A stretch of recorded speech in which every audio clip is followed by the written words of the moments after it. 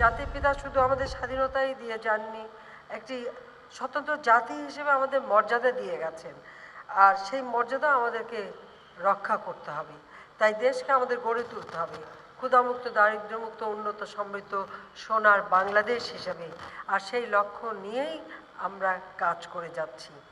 আর গত 10 বছরে অন্তত এটুকু দাবি করতে পারি যে আজকে বাংলাদেশ অনেক পরিবর্তন হয়েছে। বাংলাদেশের সাধারণ মানুষের জীবনমান অনেকটা উন্নত হয়েছে।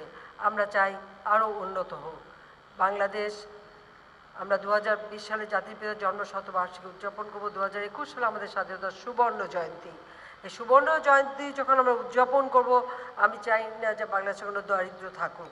কাজে এই দারিদ্র্যমুক্ত বাংলাদেশ হিসেবে বাংলাদেশকে আমরা গড়ে তুলব, সেটাই আমাদের লক্ষ্য।